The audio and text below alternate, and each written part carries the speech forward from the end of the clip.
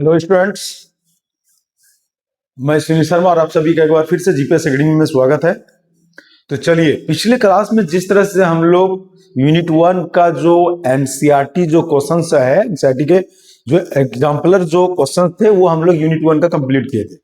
और अभी जो हम लोग जो पढ़ेंगे वो होगा यूनिट 2 का। ठीक है, तो एक एक करके जो है इनका ऑब्जेक्टिव क्वेश्चन जो है एनसीईआरटी जो बना के दिया हम लोगों को, उनको सॉल्व कर रहे हैं। तो 4 चैप्टर तक हम लोगों का हो गया था कंप्लीट। ठीक है, 4 चैप्टर तक हम लोग का कंप्लीट हो गया है और ये अभी 5वां चैप्टर जो हम लोग शुरुआत करेंगे। ठीक है, पुष्पीय पादपों की आकारी की। ठीक है बाबू, चलिए देखिए पहला सवाल क्या हम लोगों का है। जो इंग्लिश मीडियम वाले बच्चे हैं उसको हम क्वेश्चंस भेज देंगे आपको इसका पूरा, और उनको आप सॉल्व करेंगे। कहते हैं क्या ऊर्ध्व काट के आधार पर जड़ों के निम्न भागों को पुनर्व्यवस्थित कीजिए तथा सही विकल्पों का चयन कीजिए, है ना। पुनर्व्यवस्थित कीजिए और उसका चयन कीजिए। क्या क्या दिया है आपको ऑप्शन में? सबसे पहले दिया है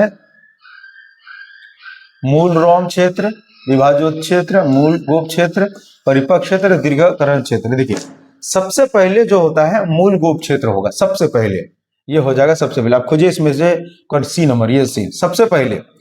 उसके बाद मूल गोप के बाद जो होता है वो विभाजोत्की उत्तक क्षेत्र, है ना। अब जो क्षेत्र मिलेगा वो विभाजोत्की उत्तक क्षेत्र मिलेगा, यानी बी।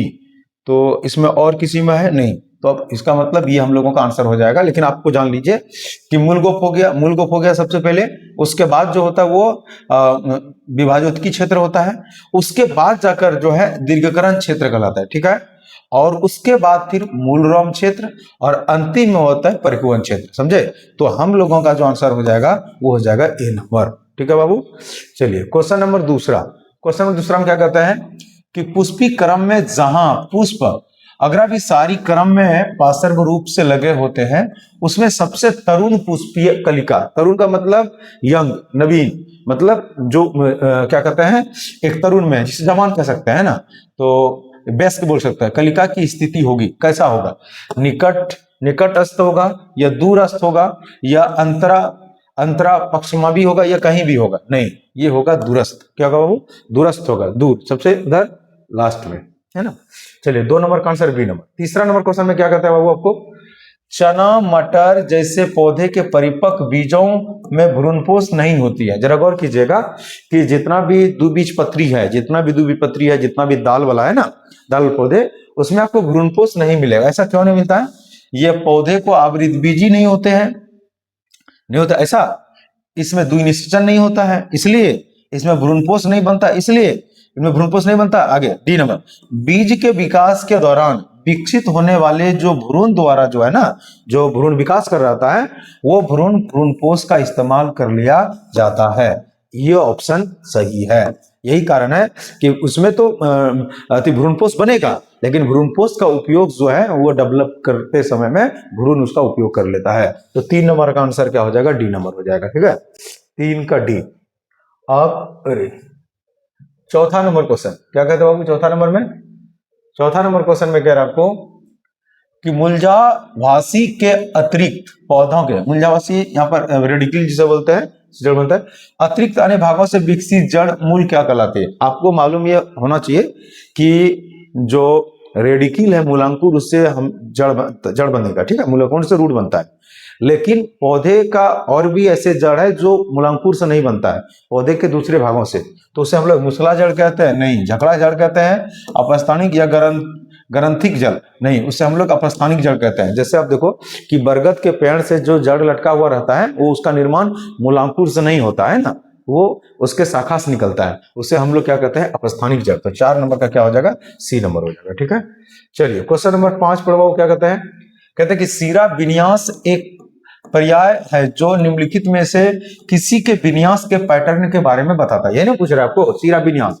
तो पुष्पीय अंग, पुष्प क्रम में पुष्पों का क्रम, नो पलक में सिराएं तथा सिरका, इसी का तो पत्ती में जो पलक मतलब क्या, उसका जो पत्ती है, पत्ती में जो सिराएं मिलेगा या सिरिकाएं मिलेगा, उसी का तो क्रम को ही हम लोग बोलते हैं ना सीरा विन्यास। तो इसका आंसर क्या हो जाएगा? सी। उपयुक्त सभी ये नहीं होगा, क्या होगा? सी नंबर, 5 का सी नंबर। चलिए 6 नंबर क्वेश्चन पढ़िएगा। क्या कहता है 6 नंबर में? आवृत बीजी पादपों में द्विनिषेचन से भ्रूण का निर्माण है, यह भ्रूणपोष किसके बीजों में नहीं होता। ये सब क्वेश्चन एग्जाम में आता है, बहुत इंपॉर्टेंट है। आवृत बीजी के बारे में बात बोला कि आवृत बीजी, आवृत मतलब एंजियोस्पर्म, पादपों में द्विनिषेचन से भ्रूणपोष का निर्माण होता है।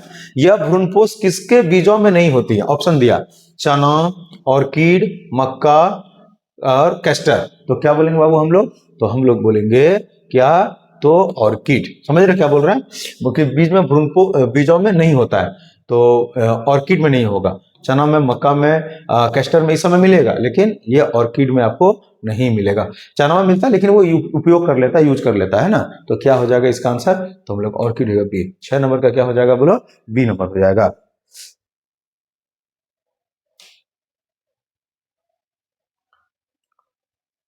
चलिए अगला नंबर क्या है क्वेश्चन हम लोगों का, क्वेश्चन नंबर 7 पढ़िए। क्वेश्चन नंबर 7 में क्या कहता है कि दैनिक प्रयोग की अधिकांश दालें निम्नलिखित में से किसी एक कुल से संबंधित है ना।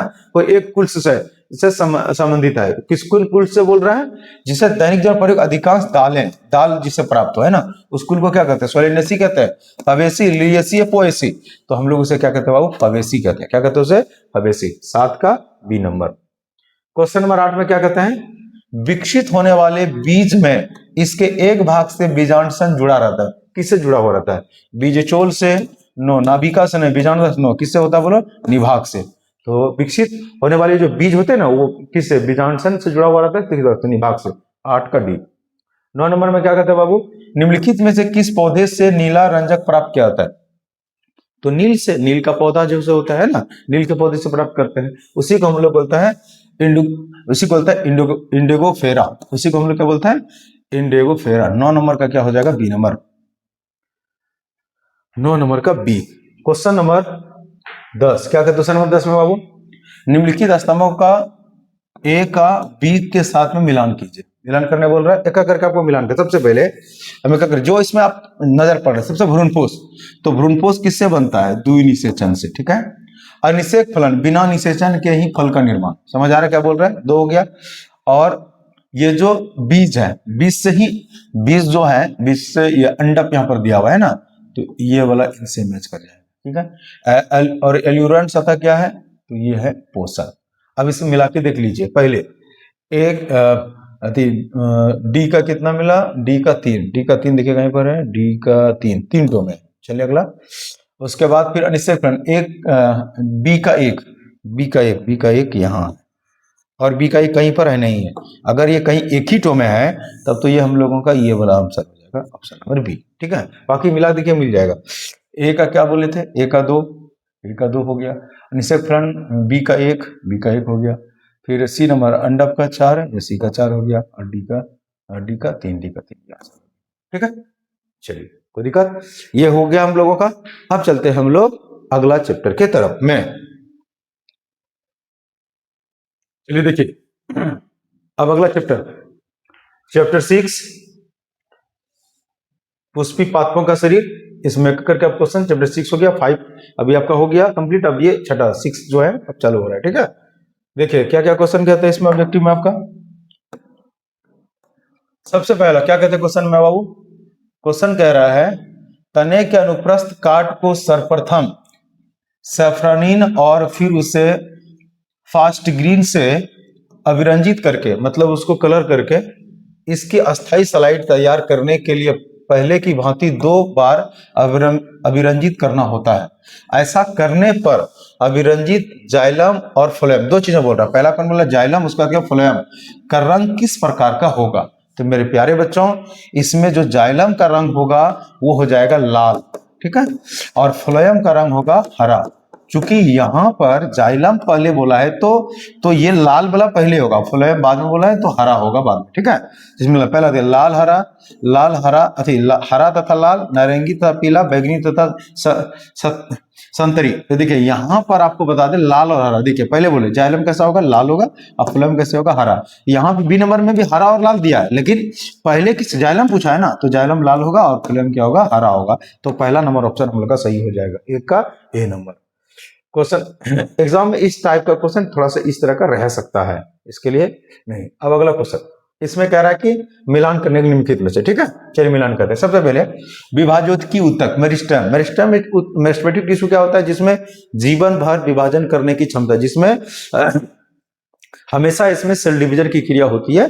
तो ये विभाज्योति की मेरिस्टेम जो वो किससे मैच करेंगे, तो ये मैच कर जाएगा सक्रिय विभाजनशील कोशिकाएं। अब एक पहला नंबर देखते हैं, ए का कितना 3 होगा। अब इसी में देख लो, ए का 3 है केटो में, ए का ए है, ए का 3 है, 2 है, 5 है। तो ये बोला बी नंबर में देखो ए का 3, और किसी का ए का 3 नहीं है ना, ये डायरेक्ट इसका आंसर मारिए। तो ये जैसे ही मिला बाकी सब अपने आप आपको मिल जाएगा। चेक कर लेना है कि किसी में है या नहीं, तो आपको ए को केवल ई कर दिए केवल, और उसी में बाकी जितना है सब आपका मिल जाएगा। तो क्या हो गया बी का किससे होगा, एक होगा। ये मृदु ऊतक के प्रकाशन में भंडारण कम करेगा, है ना, जिसे हम लोग पैरेन्काइमा कहते हैं, ठीक है। उसके बाद फिर ये सी का कितना 5 हो जाएगा। सी का क्या हो जाएगा बाबू, सी का 5 बोल दिए।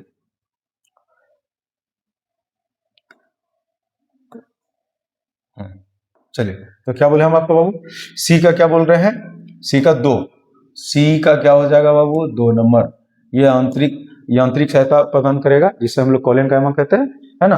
तो ये यांत्रिक सहायता करेगा। और फिर दृढ़ ऊतक स्क्लेरेनकाइमा जिसे बोलते हैं हम लोग, स्क्लेरेनकाइमा, तो स्क्लेरेनकाइमा क्या हो जाएगा डी का क्या हो जाएगा 5, है ना। दृढ़ कोशिकाएं स्क्लेरिड का बना होता है, स्क्लेरेनकाइमा बोलते हैं जिसे।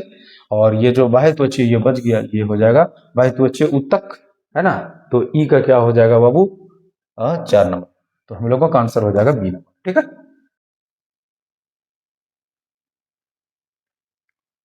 चलिए देखिए क्या कर रहा है, निम्नलिखित में से ऊतक तंत्र की पहचान कीजिए। निम्नलिखित में से ऊतक तंत्र, यहां पर थोड़ा ये मिस किया है, निम्नलिखित में से सरल ऊतक तंत्र की पहचान कीजिए, या तो फिर जटिल ऊतक जो बोल सकते हैं। इसमें अगर सरल बोलेंगे तो उसके लिए जटिल होगा, तो उसके लिए भी होगा, है ना। लेकिन तो इसमें सरल ऊतक तंत्र की पहचान कीजिए। तो सरल ऊतक कौन है, ये मृदु ऊतक हो गया। जाइलम और फ्लोएम ये तो जटिल ऊतक है। तो सरल ऊतक की तंत्र पहचान तो 4 का हो जाएगा ए नंबर, ठीक है। चलिए क्वेश्चन नंबर 5 में क्या कहते हैं आपको, कि उस ऊतक की कोशिकाएं जीवित होती है और उनकी कोनिकीय भित्ति मोटी होती है, यह भी यांत्रिक सहारा प्रदान करती है। इन ऊतकों को क्या कहते हैं, जाइलम कहते हैं, ऊतक कहते हैं, स्थूलकोण ऊतक कहते हैं, या बाह्य त्वचा कहते हैं। उसी को हम लोग क्या कहते हैं, बोलो स्थूलकोण ऊतक कहते हैं। 5 का क्या हो जाएगा सी। क्वेश्चन नंबर 6, जड़ों की मूलीय त्वचा निम्नवत में से किसके समान होते हैं, किसके, परिरंभ, अंत त्वचा, बाह्य त्वचा या रंभ का। तो बोले जड़ों की जो मूलीय त्वचा होती है वो बाह्य त्वचा का पहचान। 6 का क्या हो जाएगा सी नंबर। क्वेश्चन नंबर 7 में क्या कर रहा है आपको, किसके अनुप्रस्थ काट में संयुक्त तथा खुला संवहन दल प्रेक्षित होंगे, किसमें, एक बीजीय पत्ती मूल में, एक बीज पत्ती स्तंभ में, द्विबीज पत्ती मूल में, द्विबीज पत्ती स्तंभ में। इसमें डी नंबर में द्विबीज पत्ती स्तंभ में, 7 का डी। क्वेश्चन नंबर 8 में क्या कर रहे हैं, अंतरपुलीय एधा तथा काग एधा किसके कारण बनते हैं। क्या बोल रहे हैं, एधा और क्या बोल रहे हैं, काग एधा किसके कारण बनते हैं, कोशिका विभाजन से नहीं, कोशिका विभेदीकरण से नहीं, कोशिका निर्भेदन से, या फिर पुनः विभेदीकरण से। तो ये बनेगा कोशिका निर्भेदन से, सी नंबर। 8 का क्या हो जाएगा सी। चलिए नेक्स्ट क्वेश्चन क्या कहते हैं 9 नंबर में।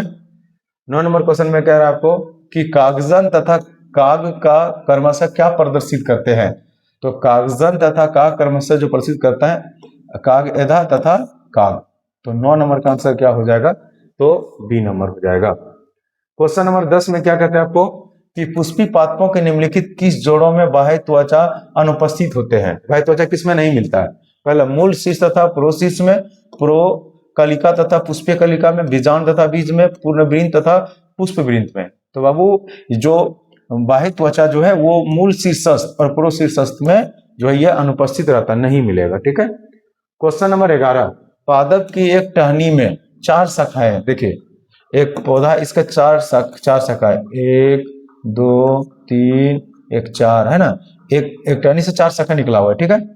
अब वो 4 शाखा तथा 26 पत्तियां, इसमें कितना पत्ती है 26 टो। इनमें कितने प्रोशीर्ष है, देखिए यहाँ पर पूछा कितने प्रोशीर्ष है। प्रोशीर्ष विभाज्योतकों के रहने की संभावना है कितना, तो प्रोशीर्ष केट होगा।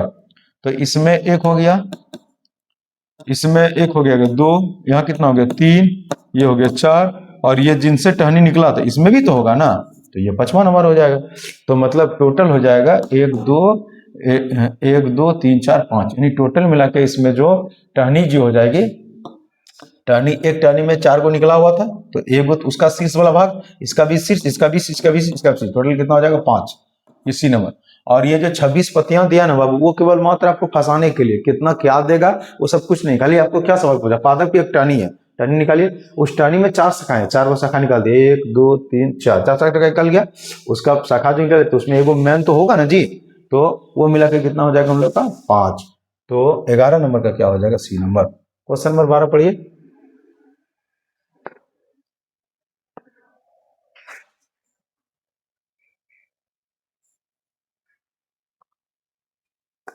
देखिए, कास्ट का एक टुकड़ा जिसमें वाहिकाएं ट्रेकिया नहीं होती है, यह निम्नलिखित में से किससे संबंधित है, टीक से, आम से, चीड़ से या पाम से। तो ये किससे होगा, चीड़ से, है ना, चीड़ से। तो चीड़ में कास्ट का ये जो ट्रेकिया है ना वो नहीं मिलेगा चीड़ में। तो 12 का सी। क्वेश्चन नंबर 13 में क्या कहता है बाबू, पादप उत्तक को जब अभिरंजित किया जाता है तब इसकी कोशिकाओं की कोशिका भित्ति में हेमिसेल्यूलोज तथा पेक्टिन की उपस्थिति दिखाई पड़ती है। यह उत्तक किससे प्रदर्शित करता है, चलिए किसको प्रदर्शित करता है, दिया स्थूल कोण उत्तक, कोलेनकाइमा, दृढ़ उत्तक, स्क्लेरेनकाइमा और विभाजोत्की उत्तक, मेरिस्टेम। तो ये किसको प्रदर्शित करेगा, तो ये प्रदर्शित करेगा किनको, तो बोलेंगे स्थूल कोण उत्तक को, कोलेनकाइमा को। ठीक होगा।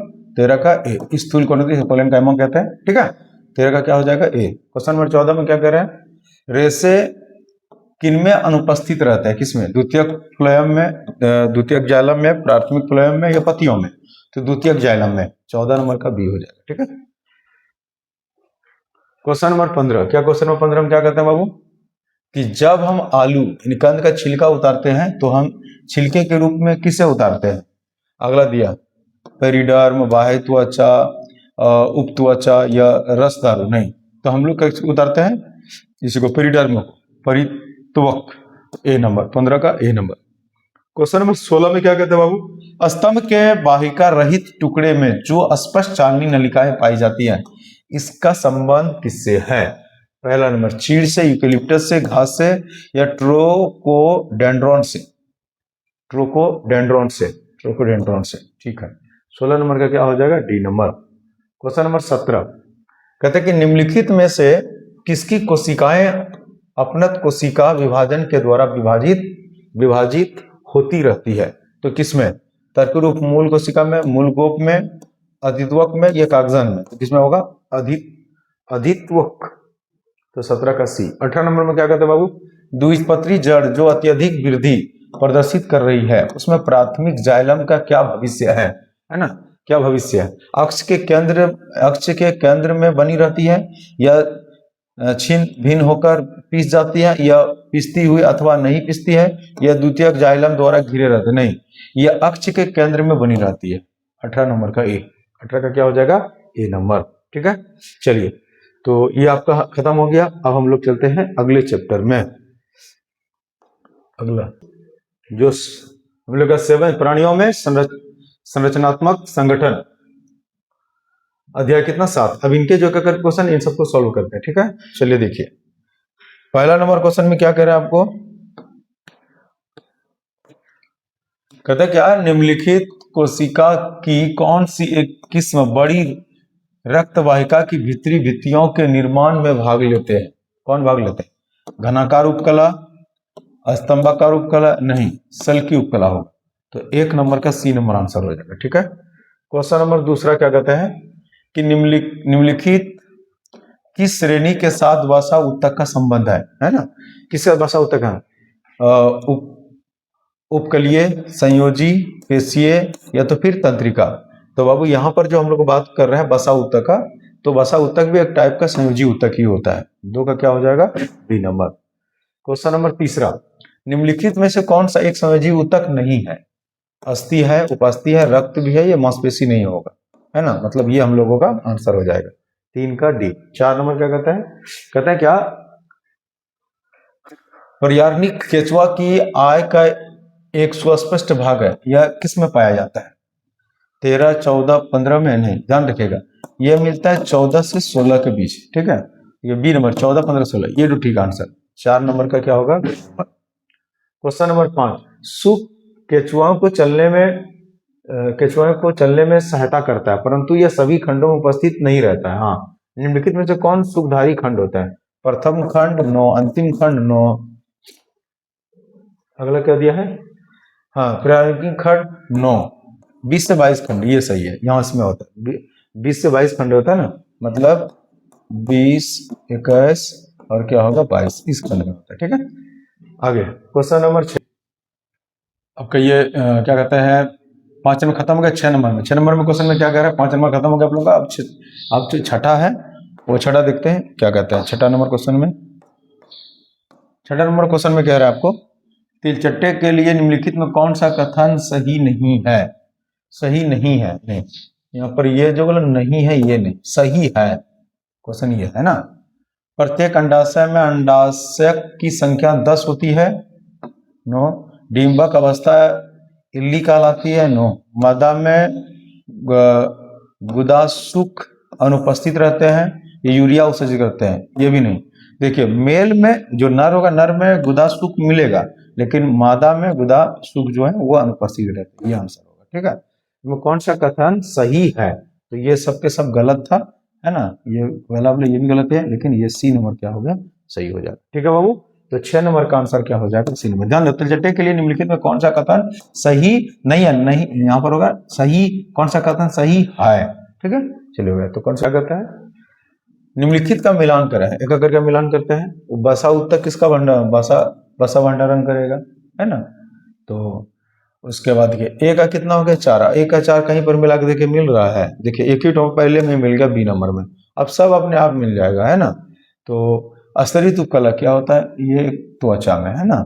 उसका सी का कितना? 3। कचाप उपस्थित है, उपस्थित, है ना, रक्त रुधिर। उसके बाद फिर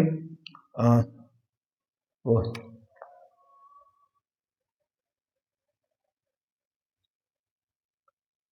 नहीं, ये नहीं होगा।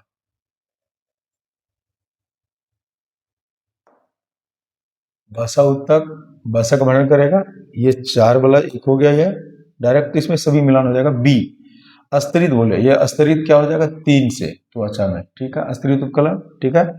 हाँ, कचाप उपास्थि होगा नाक से, है ना, उपास्थि, अरे जिसे हम लोग सेंट वगैरह लेते हैं, कचाप उपास्थि, उपास्थि किसमें मिलेगा? नाक में मिलता है। और डी नंबर, तो डी का बच गया कितना? 2। ये सरल संयुग तक हम लोग रुधिर कहते हैं, है ना। चलिए, तो 7 नंबर का आंसर हम लोगों का क्या हो जाएगा? बी नंबर हो जाएगा। एक तो ही पहले ही करेंगे, उसी से मैच कर जाता है, मिलान कर जाता है। 8 नंबर भी वैसा ही होगा। क्या बोला? उभयलिंगी बोला ना। उभयलिंगी, उभयलिंगी किसको बोलते हैं? जिसमें नर जननांग और मादा जननांग दोनों रहेगा, तो ये एक उभयलिंगी। तो देखिए, रुधिर कोशिका तथा हीमोग्लोबिन उत्पन्न करता है एक ही प्राणी में, विषण तथा अंडा से, तो यही हो जाएगा पहला। अब ए का 2 देखो कहीं पर है, ए का 2, ए का 2, 2 ठो में मिला, इसमें और इसमें मिला ना। अब अगला चलते हैं ना, बात करते हैं प्रत्यक्ष परिवर्तन। प्रत्यक्ष परिवर्तन का मतलब, प्रत्यक्ष परिवर्तन जो होगा वो डायरेक्ट शिशु को जन्म देगा, है ना, वो अंडे को जन्म जो है वो नहीं देगा। तो यहाँ पर देखिए, यहाँ पर दे दिया ना, प्रत्यक्ष परिवर्तन में डिंबक रूप अनुपस्थित, डिंबक रूप तो इसमें मिलेगा नहीं, तो प्रत्यक्ष हो जाएगा। बी का कितना होगा? 3। अब देखिए बी का 3 किस में है? बी का 3, अब देखिए ये आ गया, ये वाला में इसमें है, तो ये पहला वाला मैच नहीं कर रहा, बी का 3 में, तो ये पहला नंबर हम लोगों का ये आंसर हो जाएगा। बाकी आप सब मिला के देख लीजिए, सबके सब मिल जाएगा, है ना। चलिए, तो 8 नंबर का आंसर हम लोगों का ए हो जाएगा। उसी तरह से अब इसका भी मिलान करना है, मिलाइए। शिश्न खंड, यानी यहाँ पर पेनिस सेगमेंट बोले, शिश्न खंड, तो ये क्या होगा? बाह्य जनन इंद्रियां होता है, तो बाह्य हो गया। जनन रंध्र किस में होगा? जहां से क्या क्या छिद्र बोलेंगे, स्वक्लनीय नलिका छिद्र, तो बी का कितना हो जाएगा? 3। अब एक करके इसमें मिलान, अभी 2 तो है, अब इसी में हम लोगों का मिलान हो जाएगा, है ना। अंडाशय, विकासशील अंडाणु का जो श्रृंखला है वो इसी में होगा। अब फिर शुक्राणुधर हो जाएगा, शुक्राणुपुल हो जाएगा, एक करके मैच करता है। ए का 4 और बी का 2, ए का 4 और बी का 2, ए का 4 और बी का 2, ये हो गया। ये इसका वाला तो खत्म हो गया, यहाँ बी का 3 दे दिया है तो वो तो गलत हो जाएगा। अगला ए का 4 और बी का कितना 3 हो गया, बी का कितना, बी का 3, देखिए वो 3 दिया था ना, हम मिस्टेक हो गया, बी ए का 4 और बी का 3, ठीक है, ए का 4 हो गया और बी का क्या हो जाएगा, बी का 3 हो गया, ठीक है। अब सी शुक्राणुधर को क्या है, शुक्राणुकूल यानी सी का 2, अब सी का 2 देखो किसमें है, सी का 2 ये टू, सी का 2, ठीक है। और लास्ट में देखिए डी का, तो डी का कितना हो गया 1, तो हम लोगों का जो ऑप्शन हो जाएगा वो डी का 1, तो हम लोगों का जो ऑप्शन हो जाएगा ये बी नंबर हो जाएगा, ठीक है। चलिए ये बोला मैंने, ये यहाँ पर मिस्टेक से हो गया था, ठीक है। तो क्वेश्चन नंबर 10, इसमें भी मिलान करना, वही चीज आपको बोले ना, इसको आपको मिलान केवल करना, मिलान करेंगे अपने आप मिल जाएगा, ठीक है। चलिए एक एक करके बात करते हैं। सबसे संवेदी पैपिला, तो स्पर्श से पता चल जाएगा। गंध जो होगा वो हम लोग पता किसे चलेगा, तो नासाऊ कला से पता चलेगा, ठीक है। उसके बाद फिर अब 2 मिल गया, तो ए का कितना हुआ 3, ए का 3 देखिए कितना में, इसमें 3 ठो में। अगला गंध बी का 1, देखिए कितना में, तो बी का 1 3 ठो में है, हो गया। अब आता है मेडुला ऑब्लिगेंटा, है ना, तो कपाल तंत्रिका हो जाएगा, तो परिधीय तंत्रिका, है ना, तो सी का 4, अब सी का 4 खोजिए किसमें, सी का कितना 4, सी का 4 यहाँ है, सी का 4 इसमें है। अब उसके बाद फिर डी ऑब्लिगेंटा, ये हो गया महारंध्र, मेडुला ऑब्लिगेंटा, डी का 2, अब डी का 2, अब एक करके मिलिए, एक करके सब हो जाएगा। ए का कितना हो गया 3, ए का 3, ठीक है, और बी का 1, ठीक है, सी का 4 हो गया, और डी का 2 हो गया, तो हम लोगों का ऑप्शन नंबर क्या हो जाएगा, डी नंबर, ठीक है बाबू। तो ये भी आपका खत्म हो गया, और आपका जो ये जो यूनिट का जो एनसीईआरटी का था वो यूनिट 2 का वो कंप्लीट हो गया, ठीक है। चलिए।